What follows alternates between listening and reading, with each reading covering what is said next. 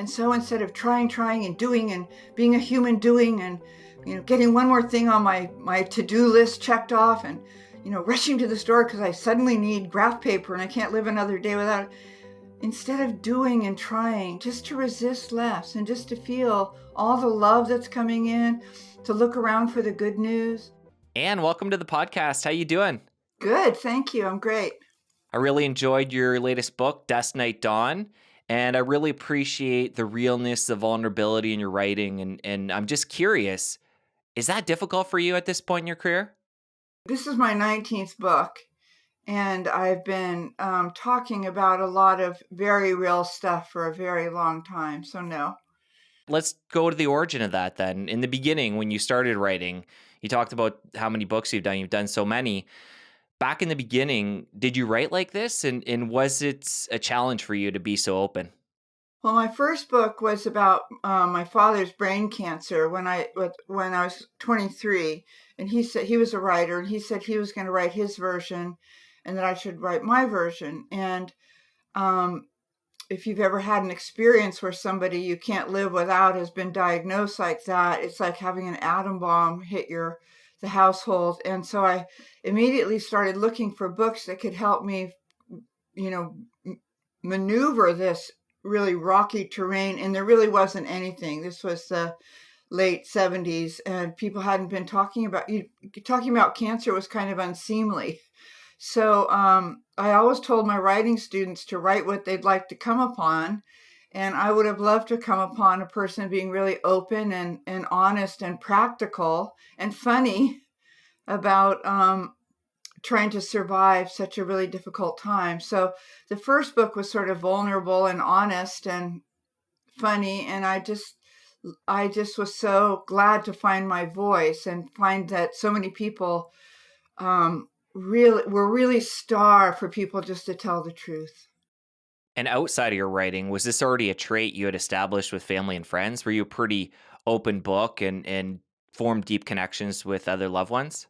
Yeah, I've always known that the secret of getting through this life was to have a few really intimate, close friends to whom you could tell anything and who would share anything with you. So I think I was 16 when the first issue of Ms. Magazine came out, and and that was when women felt really empowered to just share what was going on, no matter how unpleasant it was, if they were angry or sad, or just to do very, very real. And I just was really saved by that permission to do very, very real. So, in writing that first book, again, such a personal topic, such a deep topic. Your father's going through this cancer, and he ends up passing. What was that experience like for you, writing that out and sharing that with the world? Was that a healing experience to partake in that? It was really wonderful because I got a first draft of it written, and then I sold it to a publisher, Viking Penguin, who I'm still with.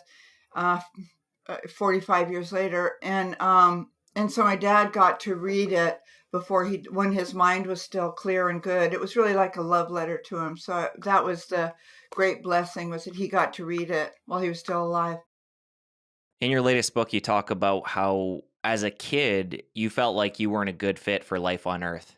And I'm curious, take us back to childhood and what you mean by that. Well, I was just a very bright, very sensitive little kid who I had this kind of crazy curly frizzy hair. I looked different. I was really, really skinny. And I started getting migraines at about the age of 5, just from the stress of having an unhappy family. My parents didn't love each other, and I had an older brother and a younger brother. And I just felt a lot of pressure to help everybody feel better about themselves. And so I started getting these migraines from the tension of that at a very early age. And that was kind of mortifying, to have something so different about me. And so just from the very beginning, I felt what a lot of kids feel, especially in alcoholic or homes with mental illness, which was, I felt very, very responsible for a lot of other people's well-being. And that was a tremendous amount of pressure, obviously, for a 40-pound person. And at that time, did you have anybody you could turn to? It sounds like with your parents, it wasn't a stable environment where you could really, unload this upon them. Did you have anybody in your life that you could turn Well, to decompress yourself? at 5 years old, you're not really aware that my mother was English and my father was raised by Presbyterian missionaries in Japan, and there was no awareness that it was okay to talk about what was really going on, let alone to even see what was really going on. You kind of agreed not to even see what was going on, but I always had a best girlfriends, and in fact, by 6 years old, I had a best friend whose family were Christian scientists. My family were atheist intellectuals, and but I found this religious family, and I learned that that was going to be my salvation, was to have a very, very best friend. And my friend Shelley and I still hike 3 times a week, 60 years later. So, and I've always found the healing and salvation, and hope in having a couple of very, very best friends. That's great. And how old were you when you stumbled into tennis? I was about 8, and I was immediately really good. Shelley Adams and I took lessons together. I was immediately very good in beating a lot of the adults, and I started playing tournaments by 9, and then by 10 I was ranked in Northern California, and it was just all I did for the next 7 years was play the tennis circuit in Northern California. And was that a big outlet for you at the time? No, it was just, I mean, I love tennis and I still do, but it was just a more pressure. I mean, I'd had pressure to be a great student. I'd skipped a grade by then, and I now I needed to keep my ranking up, and to be a high seed in every tournament. And so the matches themselves, it was never very much fun for me. Doubles was fun because you got to share with another friend, with Shelley, in fact, for a long time. And I always loved doubles, but I just found singles matches very stressful and it's kind of scary. All the pressures on one person. Yeah, All the I pressure. can Yeah. Yep. understand. So, how did that tennis career come to an end? Well, I finished my 16th year. I was top ranked in the 16 and unders. We'd won the Canadian Nationals, and I was drinking and using by then, and so I was kind of hungover for some of these matches. But I had announced that I was going to play through my 16th year, and then I quit for a year. I didn't play any tennis at all. It was a summer of love. Uh, well, and then but then I needed to go to college, and so I just parlayed my tennis life into a scholarship at a college on the East Coast, a women's college that I went to for 2 years. And I had good grades. I was a smart girl. Um, but I'm sure that that tennis helped me get in. And I started playing again. So I went to college when I was 17 because I'd skipped a grade. I dropped out when I was 19, but I played very steadily for 2 years. And then I was living in San Francisco and I wanted to be a writer. And so I was writing all the time and starting to get published. And then I moved out to this funny little hippie town, this artist colony on the coast. And I needed to make a living to support my writing. So I started teaching tennis lessons and cleaning houses to pay my way. I never stopped playing after that. Yeah. So to this day, you still play? Yeah. Nice. I mean, I play more slowly and my knees are terrible. One knee is bad, and my feet hurt all the time. But Shelley Adams, 60 years later, we're still out on the court rallying. We talk and gossip a lot more than we used to. We don't care as much, so it's a lot more fun. That's so incredible. And how old were you when you knew you wanted to become a writer? You mentioned your father was a Um, writer. Was that your big influence? um, yeah, huge, because he really taught me the habits. He taught me that it wasn't going to come from inspiration. It was really going to come from habits. And my dad sat down in my childhood really every single morning at 5:30, at least 5 days a week, and no matter how he felt, flu or colds or hangovers, he just wrote, and he just taught me that if you want to be a writer, that's how you do it. You just show up at the desk and you keep your butt in the chair and you get some work done every single day. So but I was also a voracious reader, and I was really saved by chapter books in kindergarten and ever onward, and still am. I mean, the reason I can face no matter what life throws at me is because of the chapter book that I'm on at any given time. So just between having this, I was a good writer too, and my dad really encouraged me, but I just had a gift for storytelling. I was a kid on the blacktop by first grade who the kids came to tell them the collective story of what we had all just experienced. And so I had a way of finding a beginning for a story and a middle and an end. And by telling my version, I could help the other kids make sense of what they were going through. And I think maybe that's still what my mission is. When you described your father and his writing practice, getting his butt in the chair, it sounded, like pretty structured. And I'm curious, is it the same kind of thing for you? Is it kind of more organic and more flowy, or for you is it like I wake up some days and I don't feel like writing. I have to just get my butt in that chair and this is what I do? Oh, I never feel like writing, to be honest. I'd much rather watch MSNBC or go for a walk with the dog or go for a hike with Shelley Adams or lie on the couch and read the New Yorker. I'd really rather do almost anything. Where are you, by the way? Where are you talking from? I'm in Ontario.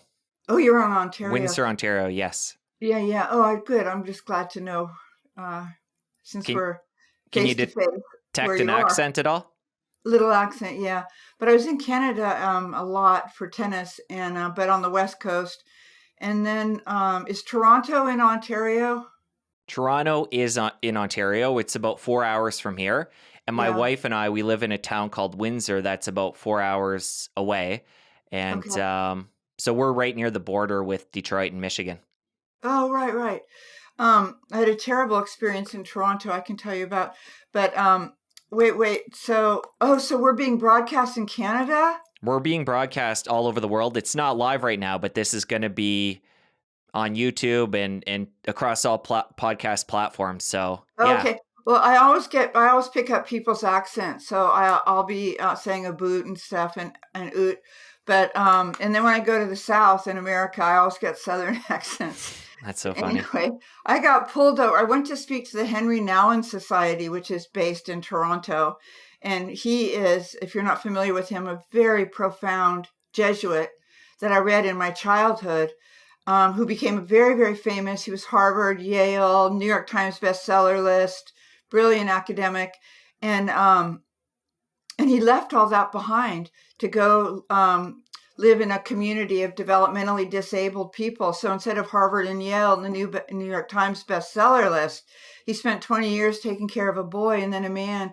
with whom he could never exchange a word, a boy who never said a word to him.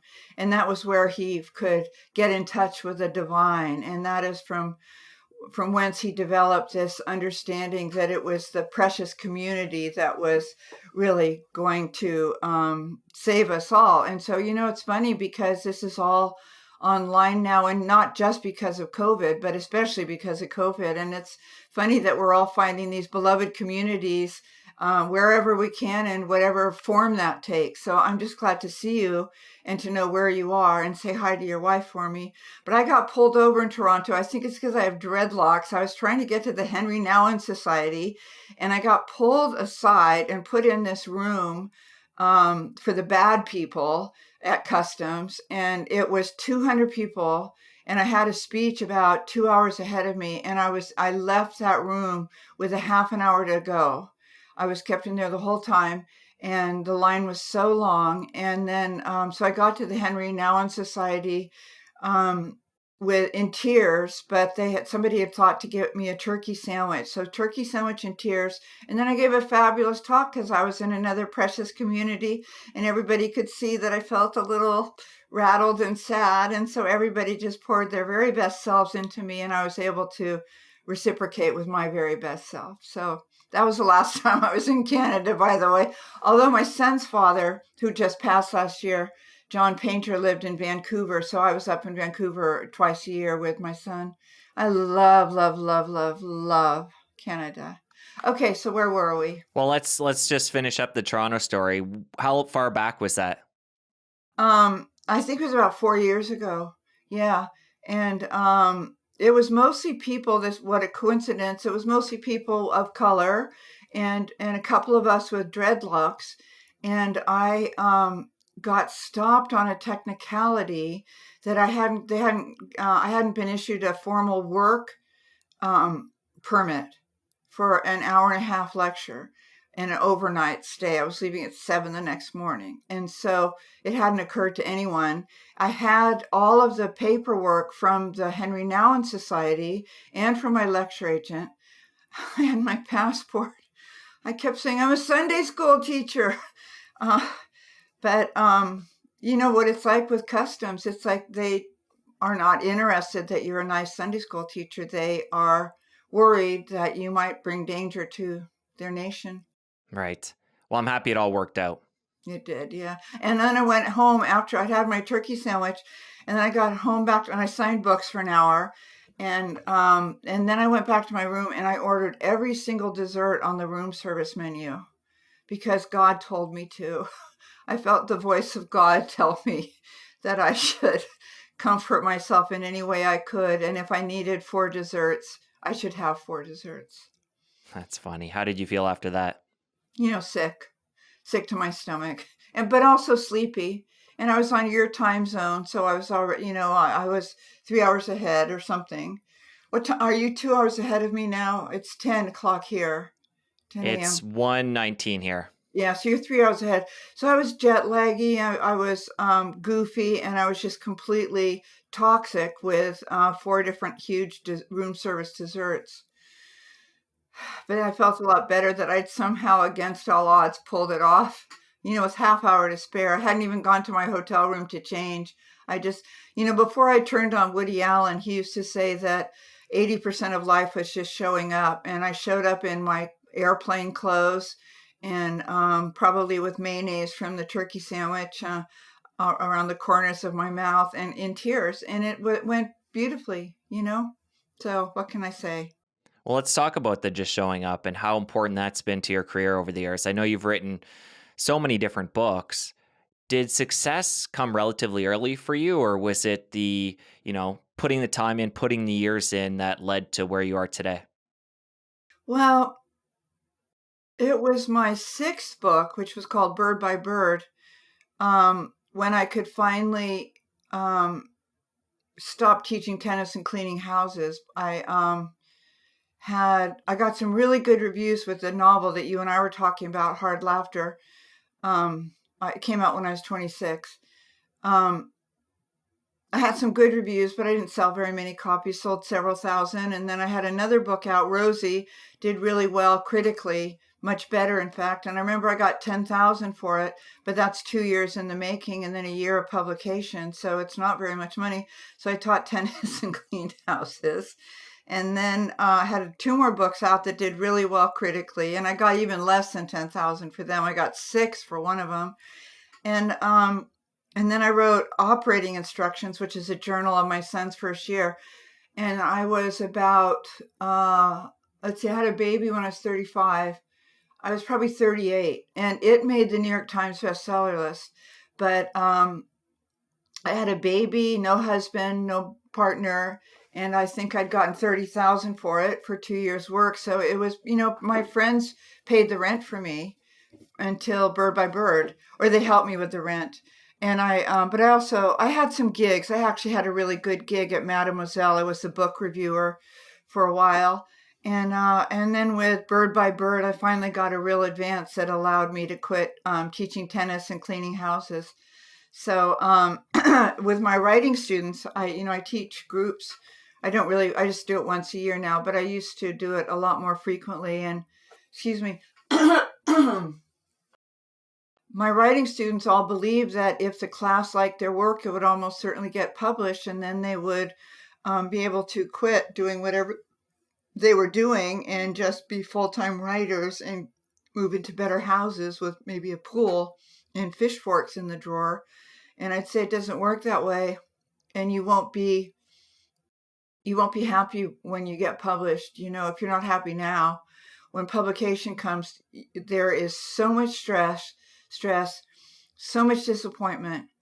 And your book will have 1 week to make it. It'll be on the shelves, displayed right for 1 week.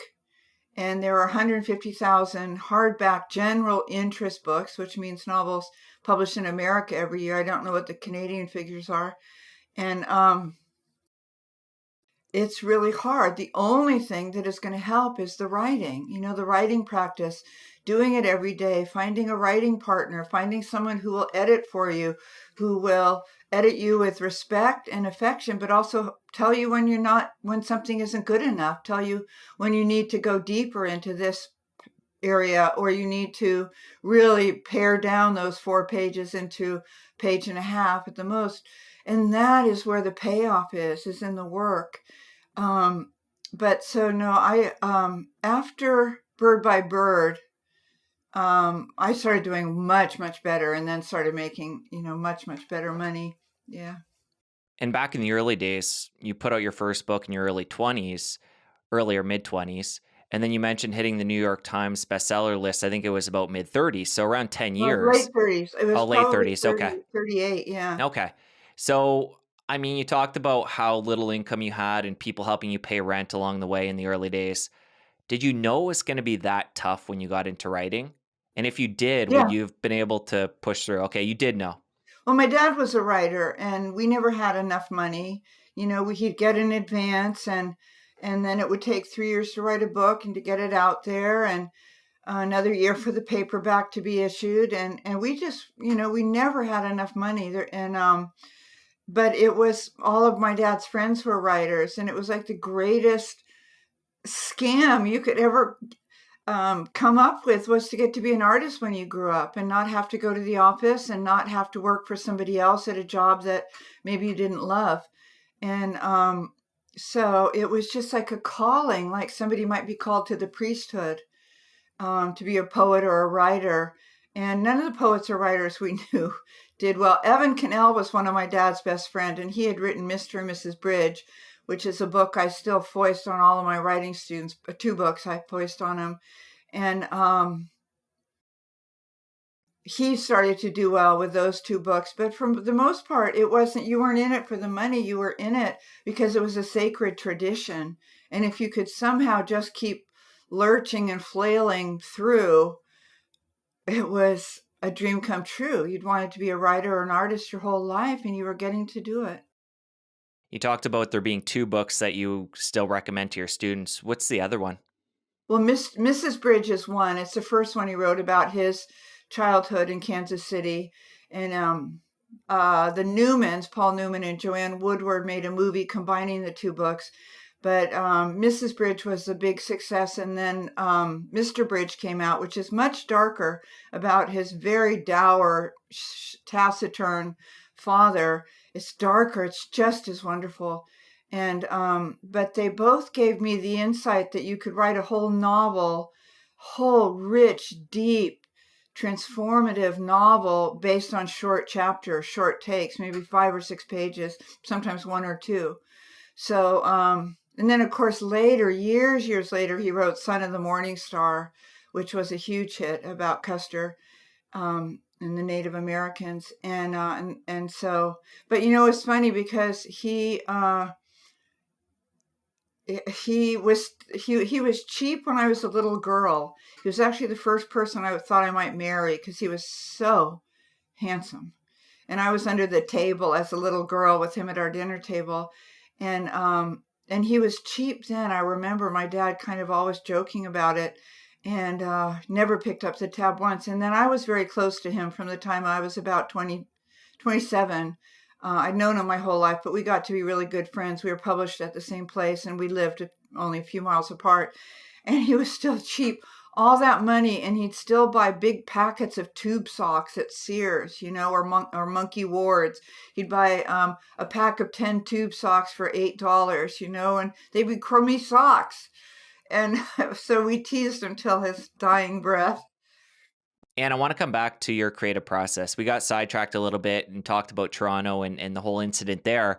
But let's come back to what it's like for you when you're about to create. You quickly talked about your father and how he had to, basically strap himself down in the seat and force himself to do the work. and you got into that a little bit for you, but continue that on.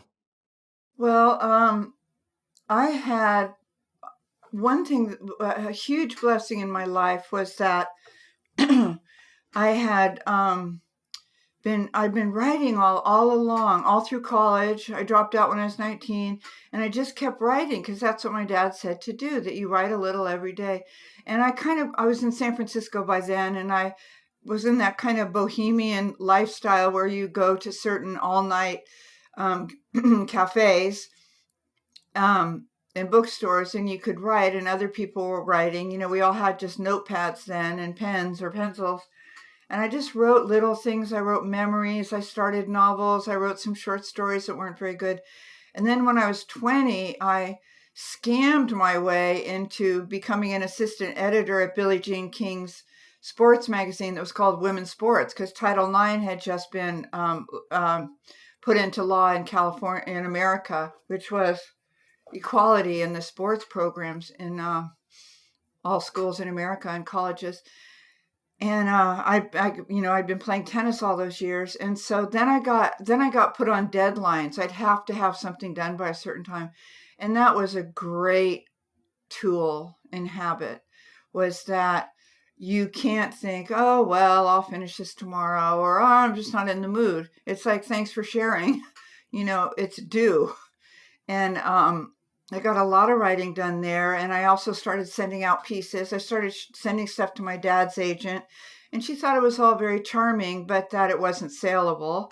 And I just kept doing this, and then one day we all quit at Women's Sports. It was because we adored our editor, and she got fired by Billie Jean and Larry King. It was like this ridiculous thing, and I still love Billie Jean King, and she's my hero, and because she was when I was a little girl. And but at any rate, I moved out to this funny little hippie town, and my dad and younger brother were living there. And I just wrote all the time and cleaned houses and taught tennis. And then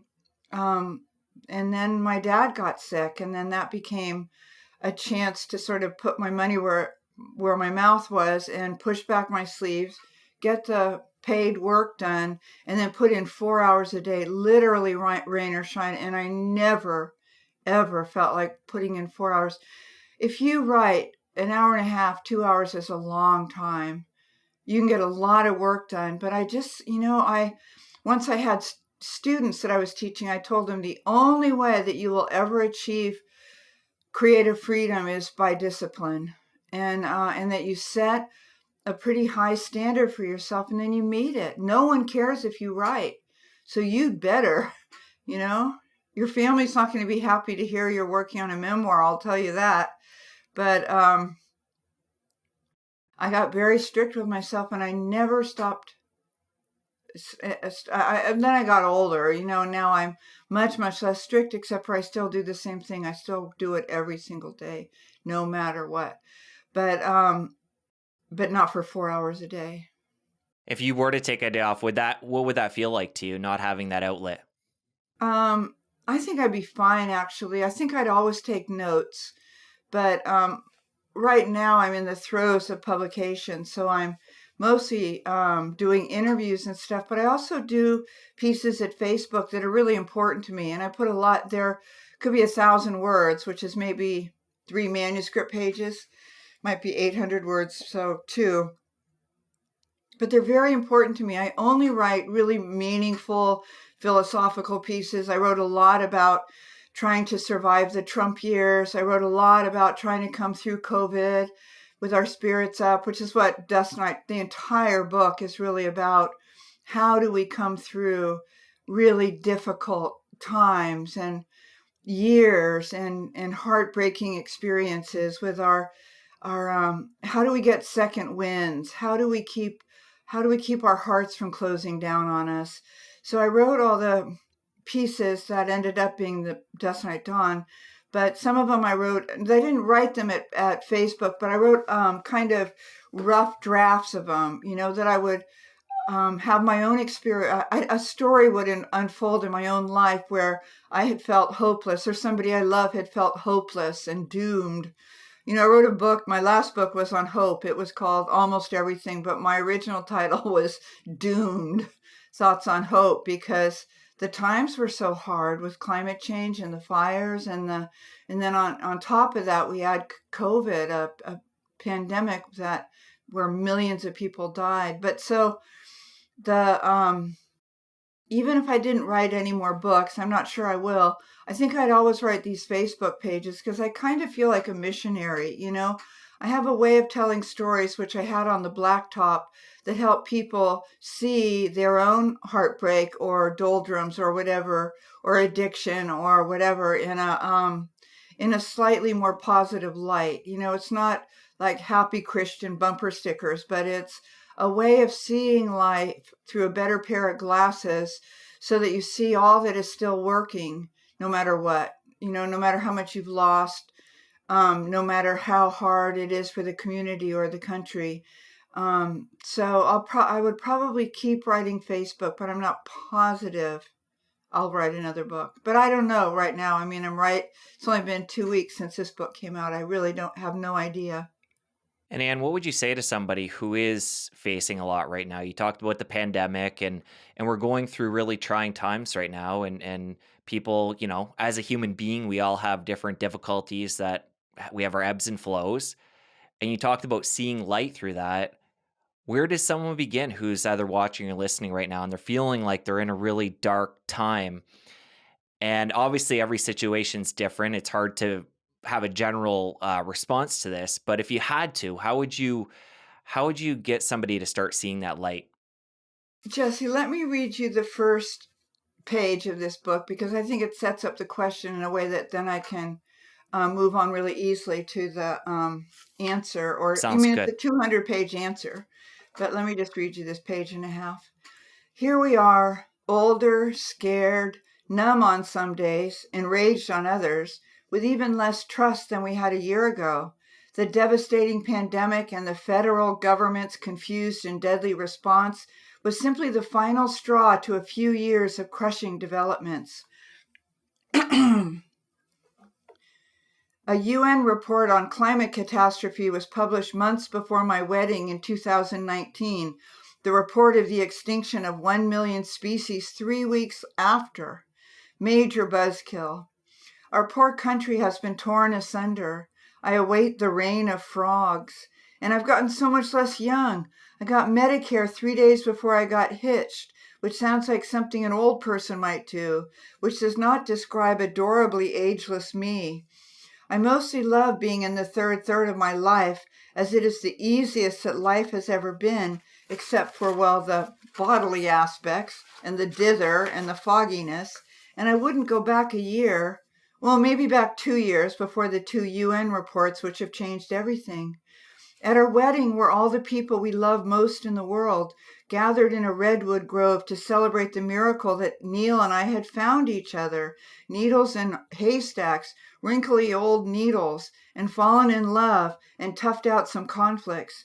We celebrated and overate, while outside the sacred circle, our nation and the whole world seemed to have reached the point of no return. That was glorious, and I hate to be a downer, but now what? Where on earth do we start to get our world and joy and hope and our faith in life itself back? So that's the first page.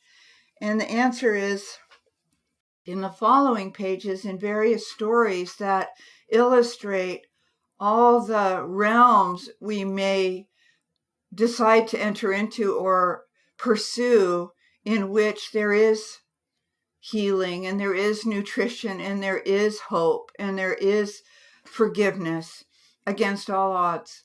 And so each of the story, like in the second story, a friend of mine's daughter hit and ran a pedestrian when she was drunk. She was 32, I think, on New Year's Eve, and she ended up in prison. You know, she's a darling, highly accomplished woman who made a really tragic mistake.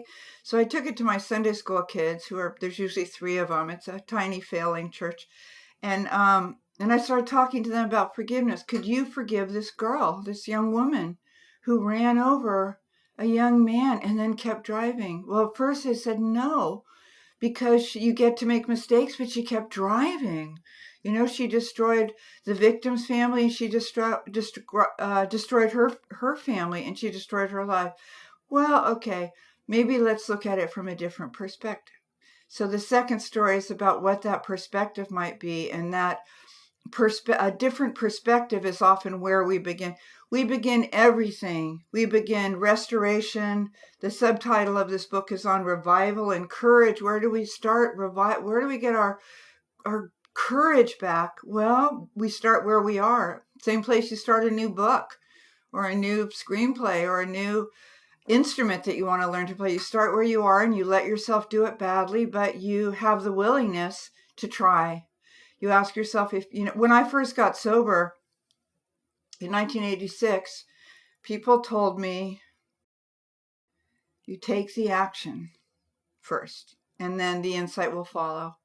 Figure it out is not a good slogan. And I was raised by these intellectual atheists to figure it out. And there was no salvation there. It didn't save my parents from their troubles. It never saved me, but you take the action. So what's the action? Well, with writing, you write something. You stop not writing and you write one passage or one page. With feeling defeated or unable to deal with sorrow at the national level, as we faced, or at the dining room table, you start where you are. You start where your butt is. You breathe. You try to remember to breathe. And you look around and you see what still works and what you might build on. There was this, I mentioned a good pair of glasses, but there was a priest who was not himself an alcoholic, but in 1935, when Bill Wilson was getting Alcoholics Anonymous off the ground, this priest said to him, Bill, sometimes I think that heaven is just a new pair of glasses. And so left to my own devices, i.e. without my husband and my son and my best girlfriends, I have these kind of smudged glasses that are, through which I see a lot of blame and judgment and people I really honestly don't think I can forgive. Situations and politicians I really don't think I can forgive. But the willingness comes from the pain of not forgiving. The willingness comes from the pain of not getting my writing done. The willingness comes from not finding the help I need to get free of this old baggage. And so then if I hate this word, but I can set the intention to put on a better pair of glasses. I can put on a pair of glasses where I see that I'm struggling and I'm making a comeback from really terrible self-esteem as a child, really looking different and being really badly bullied by the boys for my hair. And then I'm making a comeback from having never had quite enough, not the right clothes, not enough money in the family, not enough money for my first 15 years of being married. I'm making a comeback and some days go better than others, but I can look through these good glasses and think, that was really heroic. I never gave up. And my son, Sam, who's 31 now, has his tattoo says, we never give up. And it's our family mantra. I didn't give up on him. He was a meth head and with a baby. And he got sober 9.5 years ago because no one gave up on him. And the men in San Francisco who were clean and sober or gotten off alcohol and meth didn't give up on him, and one day at a time. And he's like incredible. He has his own podcast called Hello Humans. It's at hellohumans.co. And all of these fancy, famous people will do podcasts with him because he's such a beautiful, lovely guy. And he talks, it's the same stuff you're talking about, the heart and the soul, the mental health, the spiritual and psychological health. How do we become fully human? So, we don't give up. We start where we are. For me, a lot of my most joyful and fulfilling times have come from being a person of service. I'm very, very focused on the hungry children. The last year in America, I don't know what it was like in Canada, but here we had 2 and 3 mile lines at these food pantries in the big cities of parents trying to get a box of food for their kids, willing to wait for 3 hours so they could get a box of food for their kids. Right? That's not right. What kind of system is that? So what I would do is I would send money every day to at least one food pantry, and on some days 10. And I would go to Safeway. Do you have Safeways in Canada? No, we don't. It's a huge chain market store. I I've mean, in heard of it. I'm Washington. sure I've seen them in the States. Yeah. Safeway. I mean, come on. And but so you budget. Can you give $50 today to the? I live in a very wealthy county, and over about 20 minutes from me is called the Canal District, where it's mainly much more people of color than not, and they're all in the service industry. They're taking care of everybody here, and the rate of COVID is so high, and they're so poor. And so, do I have 50? I think I can come up with $50. $50 is one meal out, right? So I can take that and I can go to Safeway and I can fill 2 bags with really delicious canned food and powdered goods and rice and treats for the children, 2-pound bags of Oreos and Capri Sun, and fill it up and take it over anonymously and signal to someone who's at the outdoor food pantry who works there and just say, just come over here. I don't need for you to see me. Here. And so you just say, here, you take care. Thank you for your service. And then I get in a mood where anything is possible because I get so happy. You want to have really loving feelings today. You just need to do a few really loving things, whether they're anonymous or not, whether it's calling your Aunt Sylvie, who you really don't forgive for a lifetime of her weird critical comments on your body and your hair and your work. And you just call her because she's alone in COVID and you say, hi, Sylvie, I was just thinking of you. How are you? Right? That's my system. It doesn't even cost any money in that Doesn't even latter cost example, money. yeah. No, no. And what do you think it is about you? Because you told the story about helping people with food, and I'm sure everybody watching and listening can agree that just seems, that makes sense. And it's something we should all be doing if we have the means. But what is it about you that doesn't just know that's the right thing to do, but you follow through and actually do it? I just heard take the action and the insight will follow. Take the action, take the action. It could be radical self-care. It could be a bubble bath to kind of punctuate a difficult time I'm having, a hot bubble bath. It could be always, my mother's was from Liverpool, a lovely cup of tea is the universal medicine for all ills. It could be getting it back in bed in my jammies with the kitty and the new issue of People magazine. It's the action, the action. The great spiritual teacher Adyashanti said, the part of you that sees you're afraid isn't afraid. And I would say 2/3 of Dusk Night Dawn is about the soul, about cleaning the windshield of the soul, about refreshing it, about nourishing it, about hitting the reset button. So I talk to my Sunday school kids a lot about soul and about how you reconnect with that thing inside of you that isn't afraid, that isn't having bad self-esteem, but that can see that you are, and that you return to that. You go to the pinball machine of your brain, and it's just Motor City madness. It has lots of good ideas. I have kind of a disease of good ideas, but most of the good ideas are for other people and how they should change their behavior so that we could all be more comfortable. And I can kind of change channels from that and go into my heart, which is where my soul is, and find some sort of love, some sort of love energy. Or I could call cranky, crunchy old Sylvie and just check in with her and make her day. And I can always go online and find a big city food bank and just send them whatever I can that day. $10 buys a family a whole dinner with dessert. That's how the system works because of what other people are giving. So if you don't have money, our church is always going under. We can barely pay for the electricity. It's St. Andrew Presbyterian in Marin City, and everybody's welcome. It's a Zoom church now, and there's 30 of us there. But we have a food pantry, and we're going under, and people send us money, and some people can send us $100, and sometimes we'll get like 3 crumpled up dollar bills and an old lady's handwriting in that cryptic, spidery, print, and it'll say, I wish I could send you more, but God bless you all good and feed the kids, and when we get a $3 donation, we cry because we know that was a really meaningful chunk of change for her.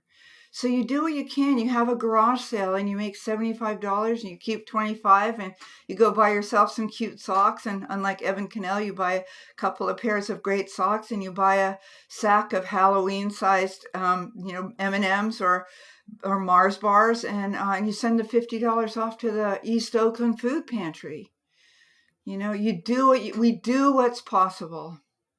We can't save the world. Mother Teresa said, I love this, but my mind went blank. She said, no one can do great things, but we can all do small things with great love. And so that is how all of my restorations and revivals begin, is a small thing with great love, whether it's outward or whether it's to me, who's really trying so hard and hoping so much and praying and still finding it really hard just to be here on earth at all, as I did from a very early age. I have a very brilliant priest friend who's 80-something with Alzheimer's now in Southern California, and he said something I live by. He said, the point is not to try harder, but to resist less. And so instead of trying and doing and being a human doing and getting one more thing on my to-do list checked off and, rushing to the store because I suddenly need graph paper and I can't live another day without it. Instead of doing and trying, just to resist less and just to feel all the love that's coming in, to look around for the good news. There are people that tweet something Chapman, I forgot what his name is. He tweets these videos every day that are like small miracles in families, with animals, things that literally can't happen, that a little boy is walking again, that, you see those pictures of the most savage treatment a dog could ever endure, barely breathing, all skin and bones, and then you see him with his forever family, and he's great. He's not perfect. He doesn't sound perfect, and he can't hear, but wow, did he hit the lottery. So I sort of, as a choice, sometimes turn MSNBC off, and I find something that's just going to bring tears to my eyes because it's just so touching, and it always has to do with humans treating each other with decency and generosity. It's like Mr. Rogers' mother always said when there was a catastrophe or a tragedy happening around him, she'd say, look to the helpers. Look for the helpers, because that's where you're going to see the divine, and that's where you're going to get your hope back. Whether it's EMTs or it's the neighborhood, the people in the neighborhood that are recycling plastics. Look to the helpers. So, a lot of these I just really live by. That's a beautiful thing. And I'm curious, religion's come up a few times now throughout our discussion. And I know early on you mentioned your parents were atheists. And I'm just curious, what was your entry point into religion and at what part of your journey? Well, as I said, I found Shelley Adams when I was 6 years old, and her mother was a Christian Science healer. And it was funny because I always found a religious friend, because something in my soul or spirit or whatever you want to call it believed, to my shame, that if I called out to somebody in silence in the dark, that something heard me. And my first best friend was Catholic when I was 5, and until I became 6. And she, and I loved going to church with her and her family. There were 6 other kids. And, but she would whisper, when I spent the night, she'd whisper to me in the dark, Annie Lamott, you're going to rot for all eternity because you weren't baptized Catholic. And but then she also taught me the Hail Mary, and so I had at a very early age a mantra, Hail Mary, full of grace, the Lord is with thee. But I had no idea what it meant. But if I said it over and over again, I could fall asleep. And then when I found Shelley Adams's family, the mom, Lee Adams, read to us every morning from Mary Baker Eddy. And I didn't know what it meant, except that Mrs. Eddy thought that I was a beautiful, perfect child of God. And I wasn't getting that. from my family, and I wasn't getting that from the boys who rode by on bikes and threw rocks at me because I had kinky hair. So that was a huge part of my development spiritually. It wasn't even just the words of Mrs. Eddy; it was kind of the burble of Scripture, and sitting with Shelley's brother and sister, and Shelley and the mom. They had this huge easy chair where we all fit, and just hearing the murmur and burble. It was like a brook that was rolling over the hurt parts of me or the burnt parts of me, and it was just so cooling.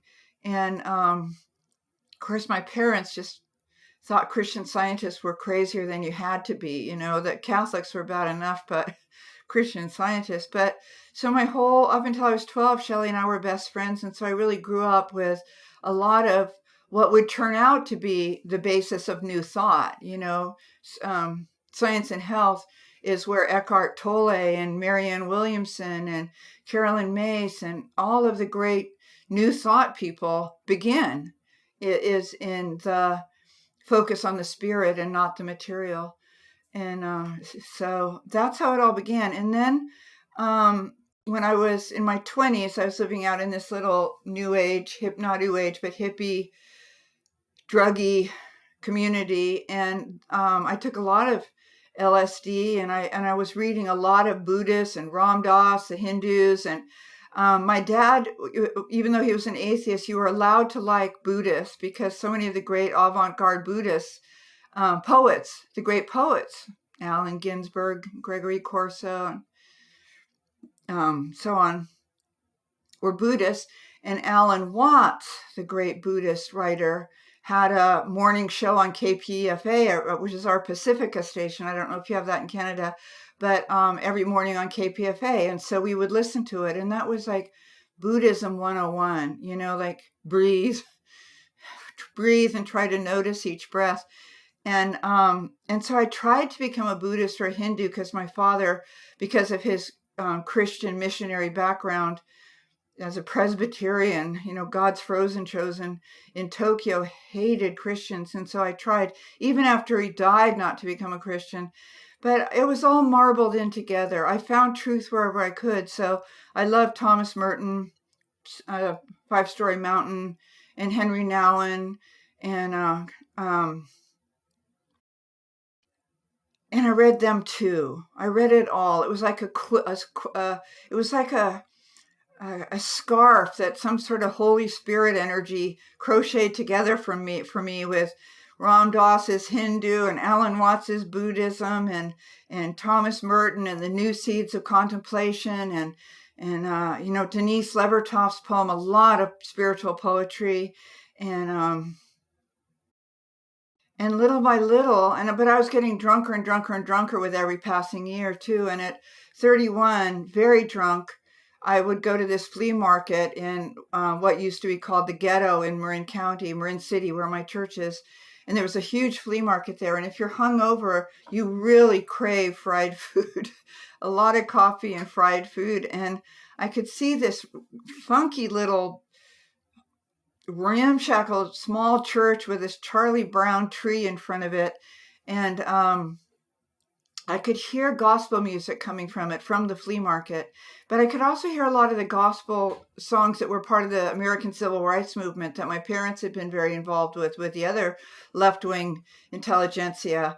All those, We Shall Not Be Moved and Go Down Moses and Swing Low, Sweet Chariot and We Shall Overcome. And I think grace sometimes just looks like exhaustion and having run out of any good ideas. And so I went over there to listen to the music, and I always left before the sermon. And the thing that kept me there was that the people didn't hassle me or try to get me to believe something or study with them and come to Bible study and figure out about this Jesus guy or try to discern who shot the Holy Ghost. They just let me be, and they got me glasses of water. I was really sick. And then a year later, I got sober, and I converted drunk. Let's see, I'm trying to remember back. I converted drunk, and I just kept going, and then I got sober. I had that kind of gap year from 31 to 32. And then when I got sober, I was able to sit there for the sermons and to, take what I loved and kind of leave the rest and let it be enough. What a concept, let it be enough. Let's get into the story of getting sober. Was hmm religion a big piece of this? Religion never got me sober, and as far as I know, religion has never gotten anyone sober. But what gets you sober is running out of any more good ideas and hitting a bottom that anyone with a eating disorder, anorexia, bulimia, dieting, gambling, sex and love addiction, food and drugs and alcohol. There's a point at which you're just done. You don't have any belief that you can get over it, but you're just done, and you've run out of any more good ideas to try to control your addictive behavior. There was a man when I first got sober who said something to me that I've never forgotten. He said, by the end of my drinking, I was deteriorating faster than I could lower my standards. And, you just keep lowering your standards, trying this, trying that, trying to control it. I was also bulimic. I also weighed, no pounds. And I would wake up every morning so sick and in just such shame and confusion. Why can't I drink half of that? Why do I keep binging? Why do I keep? And finally, I had a friend who was sober, Jack Erdman, who's passed. And I called him and I said, hit me with your best shot. And he introduced me to some other alcoholics who were staying sober one day at a time. And I started hanging out with them instead of going to bars. And about a week passed and I wasn't physically ill anymore. And then I started learning very slowly how to live as a sober person, how to show up, without a few drinks under my belt, I didn't know how to keep a checking account really. I didn't make any money. I was living on air till when I got sober in 32. When I was 32, I was living on a houseboat the size of a king size bed with a sleeping loft. My rent was 300. I was living on maybe 6 or 700, and I didn't know how to be a grown up. I had to grow up at the ripe old age of, and little by little, one day at a time, other sober women helped me um, grow up, and I haven't felt it necessary to take a drink or a drug ever since. And congrats on becoming sober and holding that since. And I'm just curious, because you're a writer and you had, you know, formed your career while you were drinking, what was that like to not have that as part of your process? I'm sure, there was, I don't know if it was all the time, but there were times that you were drinking and writing. And was it hard for you to come off of alcohol and still write the way you did? It was really hard, and I didn't write for a long time, 8 or 9 months. All I did was to stay sober one day at a time and try to put my life back together. Try to start raising a little more income, trying to get my physical health back, um, trying to get help for my eating disorders. And I didn't think I'd write again. It's a tradition with writers is alcoholism and drug addiction. Everyone I loved, everyone who influenced me as a writer was a drug addict or alcoholic. All my dad and all of his friends just all drank till they passed out. And I didn't think I would, but I was willing not to if the choice was to go back to drinking. I was willing to find some. I'm pretty unemployable, but I figured I could always teach tennis and clean more houses.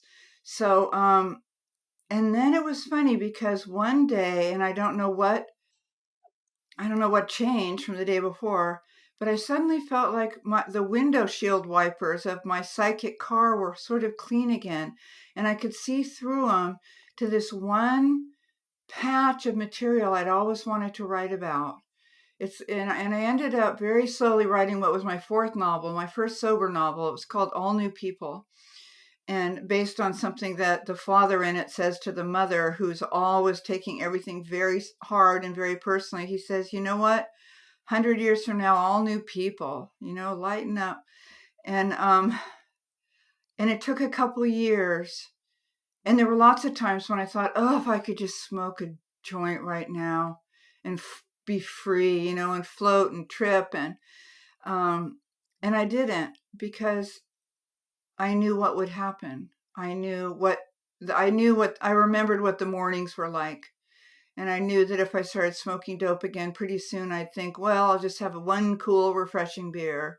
And that pretty soon I'd buy a 6-pack of Rainier Ale. And then by the third day, I'd be back on Irish whiskey or whatever I was drinking at the time. And so, yeah, it took a while. And then right around the time All New People came out, I had a baby. Jack, my son, Sam, who now has a son, an 11-year-old named Jax. My son, Sam, came out right when All New People came out. And that made it very, very challenging, because I just had 2 mouths. Well, I didn't have to feed him yet, but I had a lot more expenses, and it was very stressful and very crazy. And so I did what I always pray. I'm a praying person. I'm not ashamed of that. I prayed, and after another 8 or 9 months of Sam being here, baby Sam, I got a call from Mademoiselle, and I got the book review column there. And then that really, really helped me pay my way. And it turned out that my writing was getting better and better. It wasn't necessarily easier, because really easier when you're drunk and stoned and you don't have to reread what you've written. And I loved cocaine and meth, and I'd stay up really late writing on them. Then I read it in the morning, and it would be like the scribblings of the Unabomber. It would just be like, okay, Annie, thank you for sharing, But so I did notice that my writing was getting better. It was clearer, it was cleaner, it was more lucid, and it was usable, you know?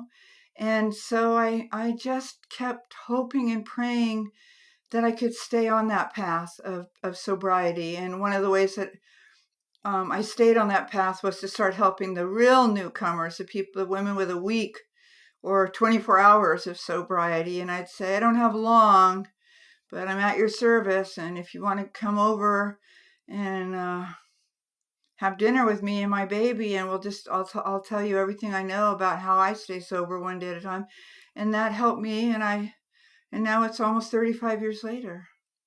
No slip ups. I know, it's wild. That's incredible. And when your son was born, was your mother still alive?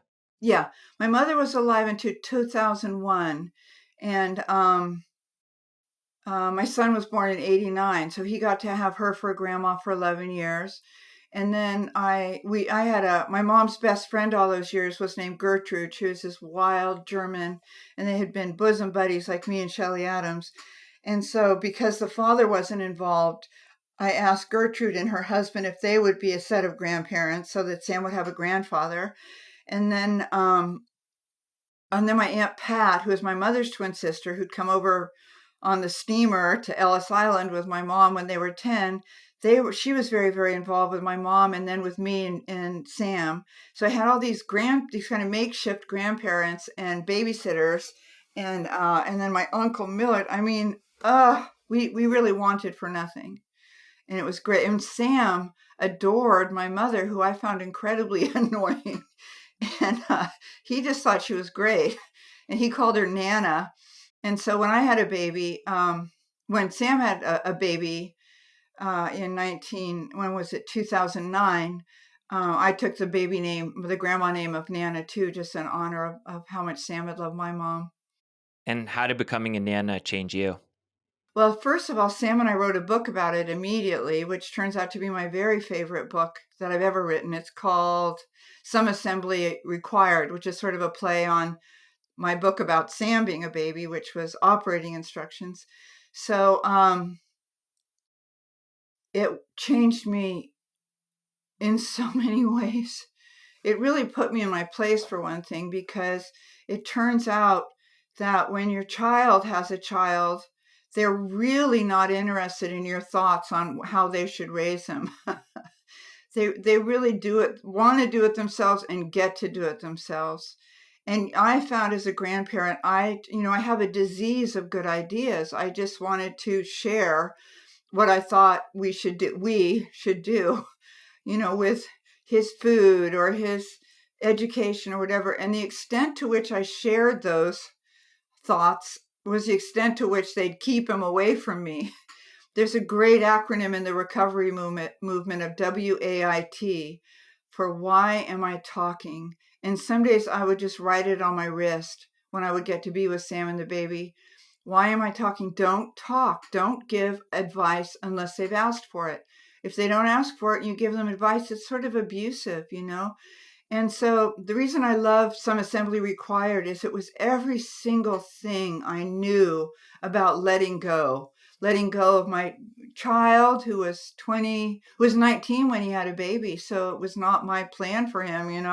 My plan had been college and maybe grad school and then a career and then a wife and then a baby. But who asked me? And in Some Assembly Required, I really got to experience how deeply and truly I am not in control of much. I'm not in control of anybody's life. I'm not barely in control of my own. I have a lot of control over the pets because they don't have opposable thumbs. So I help them get fed every day. And that was the book in which I could really explore letting go and the powerlessness we have over other people's lives, decisions, and outcomes. And it's just very spiritual. And Sam wrote some of it. I think it's hilarious. It's just hilarious. His stuff is great, but some of my stuff is, I think, very funny also, because I'm so thwarted in my efforts to control everyone. And even with him at 31 and me nearly 67, I still have the inclination to jump on the road on his hero's journey right next to him with juice boxes and sunscreen. And it's just abusive. And so, but writing that one book helped me learn I can think it, I can want it, but I don't have to do it. So, being a grandmother it's been a great joy, and it's just like real life. It's always a mixed grill. There's been a lot of hardship. There's been Sam and his and my grandson's mother split up when the baby was 2 and Sam was still drinking, and he was just a mess. And he didn't get sober for months after they split up, and they never got back together. So it's like real life, and that means custody and courthouses and money and all the things that are hard for a little one. What happens on the blacktop? You leave the comfort of your family where it's so loving and fun most of the time and sweet and protected, and you go to the blacktop where children can just be beasts. So it's been very lifey. And he's here 50% of the time. He and Sam live in a little barn about 100 feet from where I'm talking right now in my own office, in our own house. And so I see them a lot, and I practice releasing them, and I practice not sharing my thoughts and opinions with them unless they ask. And, we do pretty well one day at a time. And when you do let go, I can imagine in the beginning that is something hard. You love your grandchild and your son, you want the best for them. But do you find when you do let go and you surrender to that, there is this freeness that you feel? There's freeness, I feel. There's freedom, and there's amazement that I actually did it. I mean, everything I let go of has claw marks on them, but as I get older, they're less and less deep. There's a freedom and amazement, and then there's also, my heart is in my throat a lot of the time because they have very human struggles. They have struggles with money and relationships, and Jax has 2 full families now, and he has 3 little brothers in his other family and a stepdad, and Sam and he just have a lot of real life going on. Um, and so if I can't get in there and push back my sleeves and try to save and fix and rescue them, it's hard because I feel like I could, but I know I shan't, that I really shouldn't. And I need to release them. They have their own higher powers, they have each other, and they have their own very, very, very best friend. And that's where the salvation will come. But it's not easy. I'm not saying it's easy for me. Yeah. I imagine it wouldn't be for anybody. And you talk about real life there, and I think, Anne, one of the most powerful things about your writing is the realness, is sharing the real life, the vulnerability, and allowing others to see that there's certain areas in their own life that they can relate to in your writing, because we're in this world these days with social media where everybody's putting on their best face and filtering their pictures, and there's some vulnerability seeming to creep in. It seems to be kind of a trend now with certain people, but it's still a very minute group that are being vulnerable like that. And just reading your book and connecting with, just in small ways, even stories that you're sharing and the real human experience, it's just so important for people doing the work like you're doing to share that message. Oh, thank you for saying that. Well, it's where I always, I tell my writing students, write what you want to come upon, and I always want to come upon people who are able to write from a really deep, honest place in themselves, and extra credit if they can make me laugh. But right away, when Sam had a 2-year-old and Sam was still drinking and using, and I was so worried about Jax, and then having given up on saving and fixing Sam, I set my intentions on saving and fixing Jax. I actually found a group, or kind of founded a group of 7 grandmothers, all around my age, mostly a little older actually, who had kids who had been alcoholics and drug addicts, who'd all had kids. And it was so amazing because we all we had the same vocabulary. We had the same experiences of trying to control them, trying to get them sober. Not one person in the history of life has ever gotten someone else sober, especially not your own kid. And so I would meet with them every 2 weeks, and we would just share our experience, strength, and hope. We would share the funny stories of our having gotten in there anyway and tried to get our kids to do this or that because we were just positive it was the right thing for them to do. We get our sense of humor back. Laughter is always carbonated holiness. It made it sacred instead of neurotic. Trevor Noah said that when you're laughing with someone, you're really sharing something. And so we were sharing it, our collective stories and frustrations and small victories. And it just made it all so much more doable and so much sweeter because pain shared is pain divided. And it wasn't just me with my own, ticker tape of toxic thoughts and disappointment in myself. It was all of a sudden all of us saying, oh, me too. I did that exact same thing last week. Funny you should mention it.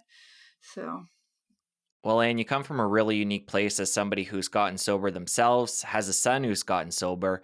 And you mentioned there the fact that nobody's ever helped anybody get sober from the outside. You said it more eloquently, but that's the point you were getting at. no one's ever gotten anyone else sober. I've been helped every step of the way. Okay, that's I needed you to come in and clarify that. But that's the point I'm trying to hammer home here, where what would you say to somebody out there, a mom or dad right now, who is dealing with a child that is into drugs and alcohol and abusing those, and they feel like they don't know what to do? So, like what you said there, you can't really go in and make something happen, but what can you do to help? What should somebody consider in the place that you're in before?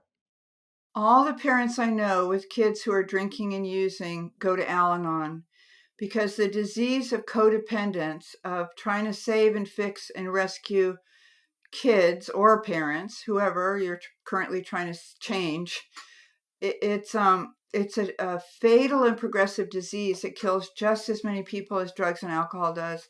People die of depression and suicide and heart attacks and stroke. And so the parents of all the drug addicted and alcoholic kids I know go to Al-Anon, and they do a 12-step program of recovery in which they learn to release their child to that child's own higher power, who turns out not to be the mom or the dad, and to release the kid, the grown-up probably, or the teenager, to the consequences of their terrible behavior, which is definitely what got me sober, was the consequences of, in the mornings, in the catastrophe of having screwed up at sometimes such a public level.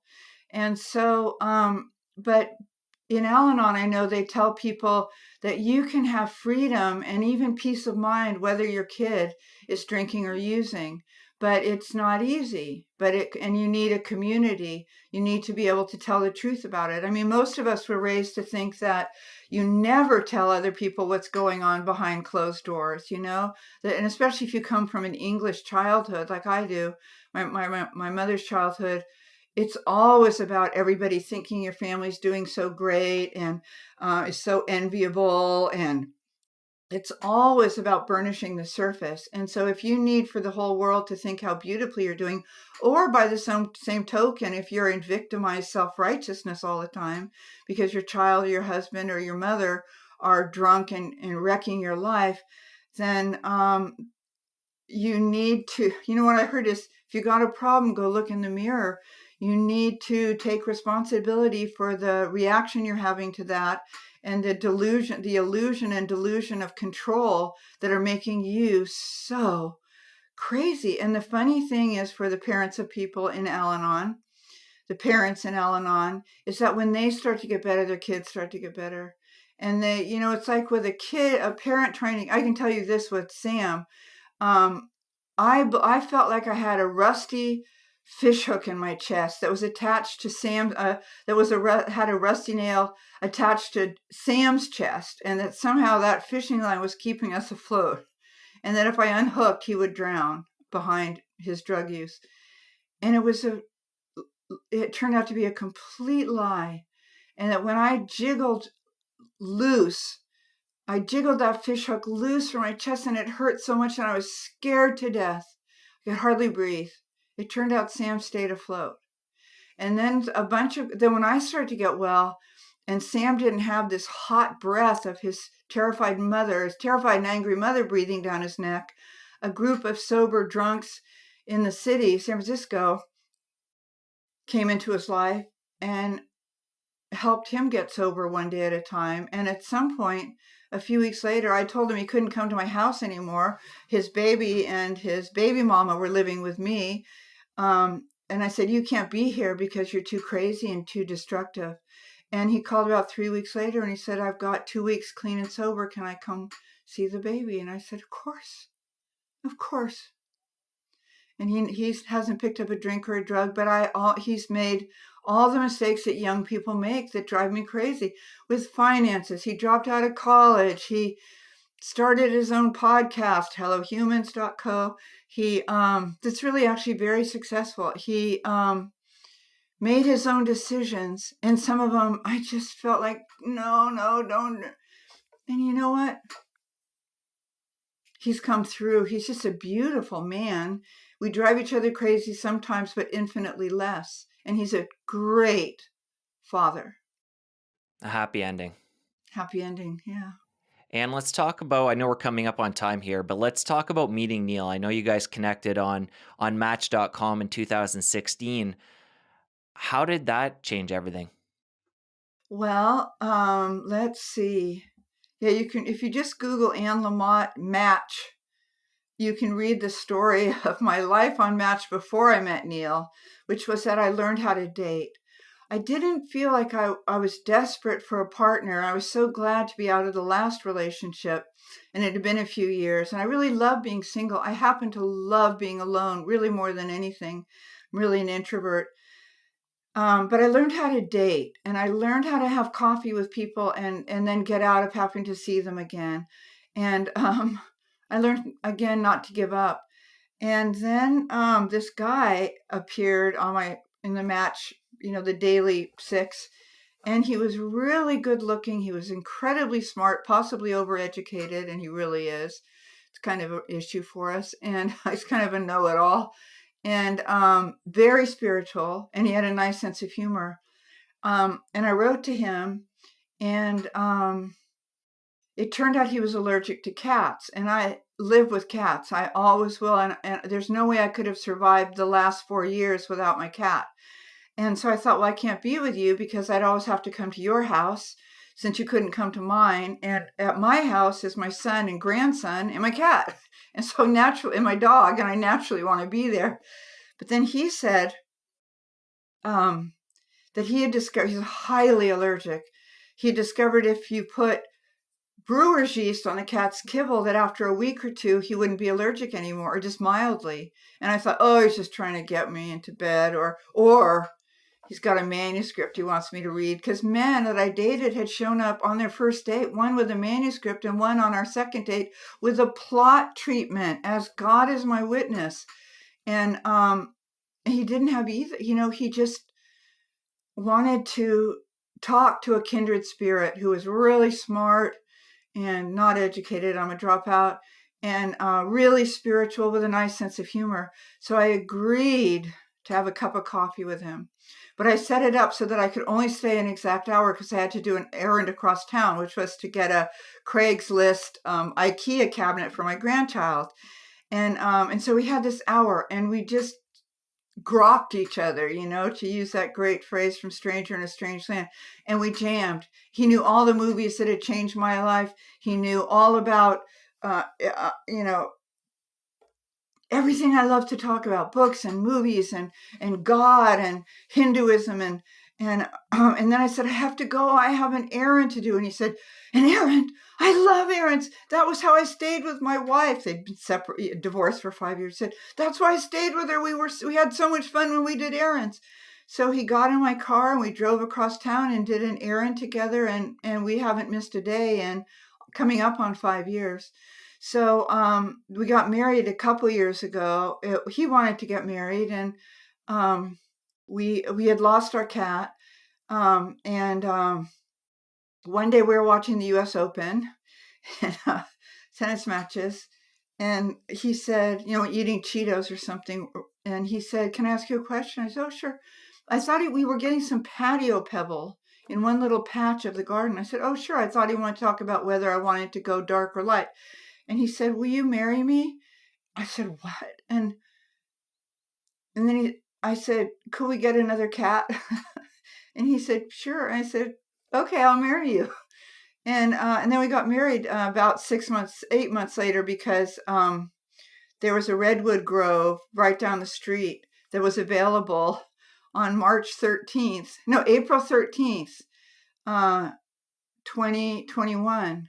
And we got married 3 days after I got Medicare and Social Security.